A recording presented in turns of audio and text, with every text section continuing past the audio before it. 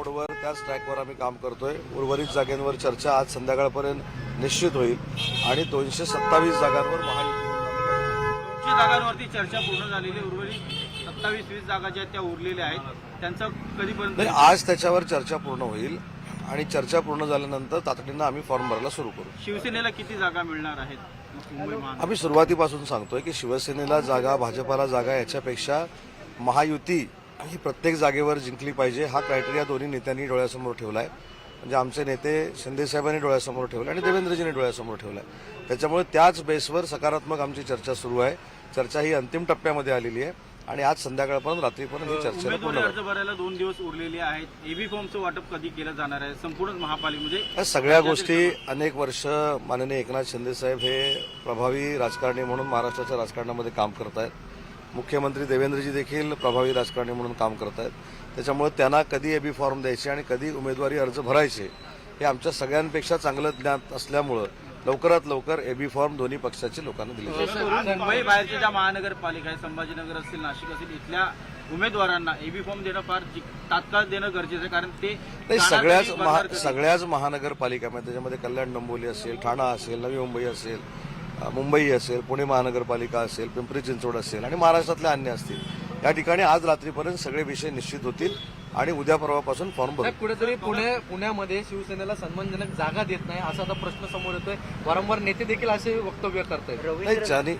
रवींद्र दंगेकर बोलतात ते ज्या ठिकाणी शिवसेनेचे नगरसेवक निवडून नाही येते त्या ठिकाणी भाजप आम्हाला जागा देते, त्यामुळे त्या ठिकाणी भाजप हे आमच्यावर अन्याय करते असं देखील म्हणतात। या संदर्भामध्ये रवींद्र दंगेकरांशी आम्ही स्वतः बोलू। त्यांच्या मनामध्ये नक्की काय आहे, त्यांना कशा पद्धतीनं तिथल्या युतीच्या बाबत चर्चा करायची आहे हे मी स्वतः त्या ठिकाणी बोलेन। शंभूराज देसाई साहेब बोलतील आणि आम्ही दोन्ही जे मंत्री आहोत त्याचा फीडबॅक आम्ही मुख्य नेते एकनाथ शिंदे साहेबांना देऊ। रवींद्र दंगेकरांच्या पाठोपाठ आता वंचित आणि काँग्रेस यांची देखील युती जाहीर झालेली आहे, त्यावरती काय? ठाकरे बंधूंची जी युती झालेली आहे म्हणजे मनसे आणि युबीटीची जी युती झालेली आहे, मी तुम्हाला आज अगदी जबाबदारीनं सांगतो की जे मनसेचं आणि युबीटीचं तिकीट वाटप जाहीर होईल तर युबीटीनं जागा वाटपामध्ये देखील मनसेच्या पाठीमध्ये खंजीर खुपसलेला असेल।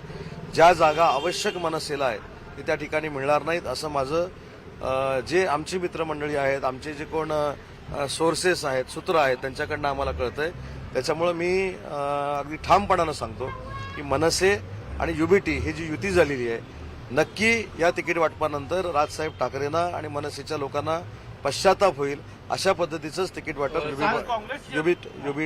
युबीटीकडनं केलं जाईल आणि त्यांना देखील कळेल की माननीय एकनाथ शिंदे साहेबांनी हा उठावाचा निर्णय का घेतला आणि एकनाथ शिंदे साहेब किती शब्दाला पक्के आहेत याची जाणीव देखील मनसेला नक्की होईल। साहेब, रवींद्र दंगेकर हे त्यांच्या मुलाला अपक्ष आता उभं करतायत आणि ते पण गणेश बिडकर यांच्या समोरचे गणेश बिडकर जे प्रभारी आहेत सध्या भारतीय जनता पार्टीचे, त्यांच्याकडे महानगरपालिकेत या संदर्भामध्ये रवींद्र दंगेकरांनी कुठेही पक्षाशी चर्चा केलेली नाही, साहेबांशी देखील चर्चा केलेली नाही। आताच माननीय एकनाथ शिंदे साहेबांनी आमचे जे सिनियर मंत्री आहेत शंभूराज देसाई साहेबांना त्याच्यामध्ये लक्ष घालण्याचे आदेश दिलेले आहेत आणि आजपासून पुण्याच्या संदर्भातली जी चर्चा आहे ती शंभूराज देसाई साहेब, विजय बापू, शिवतरे, निलमताई गोरे आणि आमची ही सगळी टीम ही बीजेपी बरोबर करेल आणि त्याच्यातनं योग्य तो निर्णय नाना भांगेकर पण देखील आपल्या पाहिलं असेल बैठक सोडून जाताना दिसले।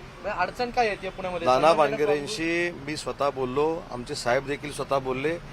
नाना भांगेरे आमचे जे शहर प्रमुख आहेत ते अतिशय संवेदनशील आहेत, माननीय एकनाथ शिंदे साहेबांवर निष्ठा आणि प्रेम करणारे आहेत।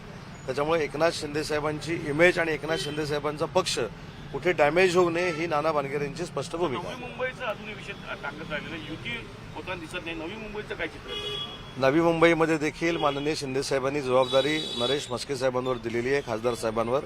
ते त्या ठिकाणी चर्चा करतायत। आमचे उपनेते त्या ठिकाणी विजय चौगुले आहेत, ते देखील चर्चा करतायत। नाहाटा साहेब आहेत, ते देखील चर्चा करतायत। ही सगळी मंडळी नवी मुंबईच्या संदर्भात गणेश नाईक साहेबांशी संपर्क साधून आहेत, त्याच्यामध्ये देखील 1-2 दिवसामध्ये निर्णय होईल। सर, उद्धव ठाकरे म्हणतात इतकी वर्ष आम्ही लढाई लढत आलोय, मुंबई हिसकून देणार नाही असं देखील म्हणतात नाही, मुंबई हिसकून देणार नाही, मुंबई तोडू देणार नाही, गद्दारांना गाडून टाकू, हे काय तुम्हाला नवीन आहे का? हे गेले 25 वर्ष हीच वाक्य आहे।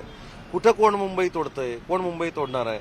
आमच्या मुख्य नेते एकनाथ शिंदे साहेबांनी स्पष्ट सांगितलंय की ज्यावेळी असा कोणाच्या मनामध्ये वाईट विचार मुंबईबद्दल येईल त्यावेळी आम्ही त्याला कडाडून विरोध करू आणि आम्ही देखील रस्त्यावर उतरू ही आमची एकनाथ शिंदे साहेबांची भूमिका आहे. तीच मुख्यमंत्र्यांची भूमिका आहे. मुख्यमंत्र्यांनी देखील सांगितलं, कारण शेवटी 25 वर्ष आपण राजकारणातली जर बघितली, भाषणं जर बघितली, ती दर 5 वर्षांना मुंबई तोडण्याचा कुटील डाव विरोधक आखत आहेत अशा पद्धतीचीच भाषणं होतात. आणि त्याच्यातनं काय मुंबईकरांना जास्त आउटपुट मिळेल असं मला वाटत नाही. महायुतीचाच महापौर हा मुंबईवर होईल. महापालिका निवडणुकीमध्ये आता जागांबाबतचा तिढा सुटलाय का आणि शिंदेच्या शिवसेनेला मनासारख्या जागा मिळाल्यात का? पण मगाशी मी असं सांगितलं की चर्चा ही अंतिम टप्प्यामध्ये आहे. आमचे शिवसेनेचे सरचिटणीस राहुलजी शेवाळे आणि भाजपाचे मुंबईचे अध्यक्ष अमित साटम यांनी पत्रकार परिषद घेऊन हे काल सांगितलेलं आहे.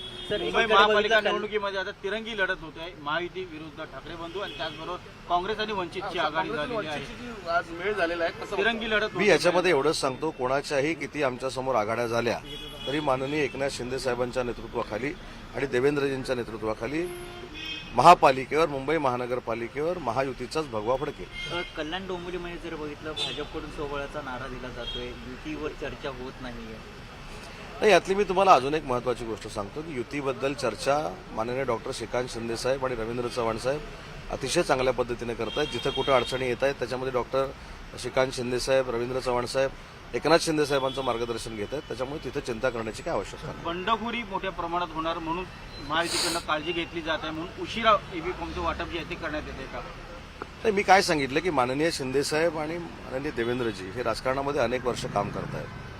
एखाद्या निवडणुकीची रणनीती कशी ठरवायची ही दोघांनाही माहिती आहे. त्याच्यामुळे एबी फॉर्म कधी दिले जाणार आहेत, उमेदवाऱ्या कधी जाहीर होतील, हे दोन्ही नेते एकत्र बसून निर्णय घेतील.